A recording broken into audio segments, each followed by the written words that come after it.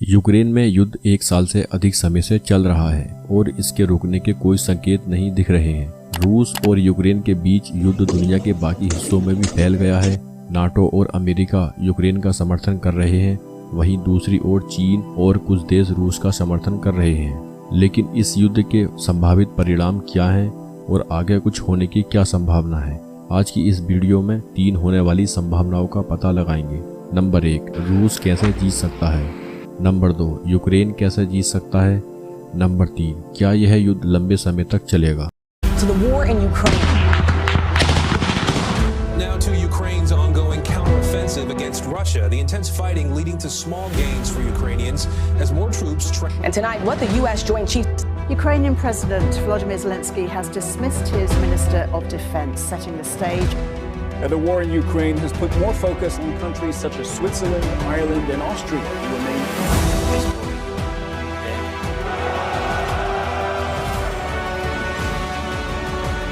На вас держится сегодня безопасность страны. От вас держать наших героев.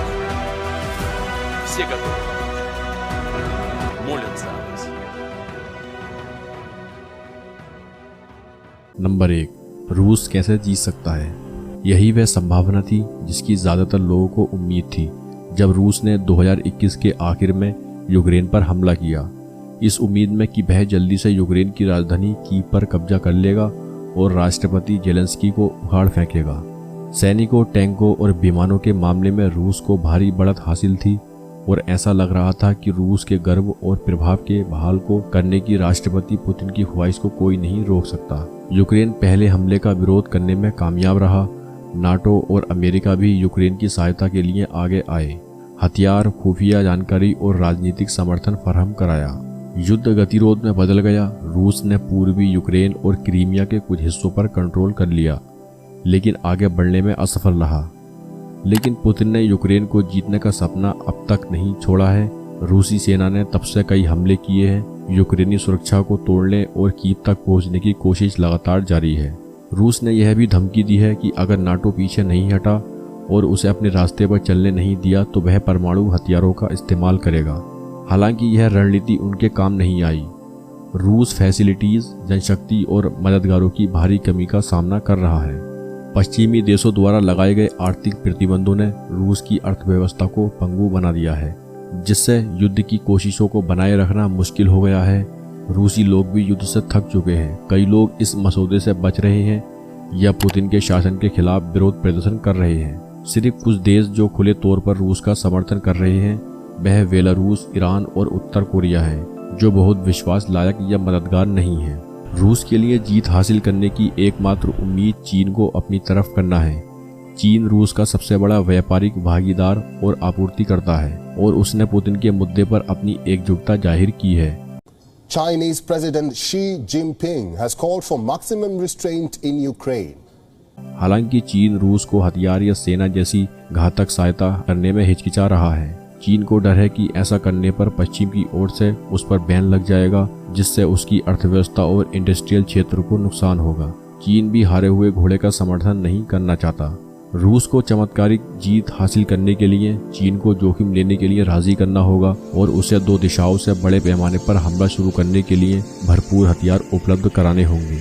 उत्तर में बेलारूस और दक्षिण में मोल्दोवा है। अब रूस को ट्रांसनिस्ट्रिया में अलगाववादी आंदोलन का समर्थन करके मोल्दोवा की पश्चिम समर्थक सरकार को अनस्टेबल करने की भी जरूरत होगी, जहां उसके सैनिकों की एक बटालियन तैनात है और टारगेट होगा यूक्रेन की राजधानी कीव को दोनों तरफ से घेरना और राष्ट्रपति जेलेंस्की को पकड़ना या उसे देश से निकालकर एक कठपुतली शासन स्थापित करना। इसके बाद पुतिन नाटो को आगे दखल देने से रोकने के लिए अपनी परमाणु धमकियों का इस्तेमाल कर सकते हैं।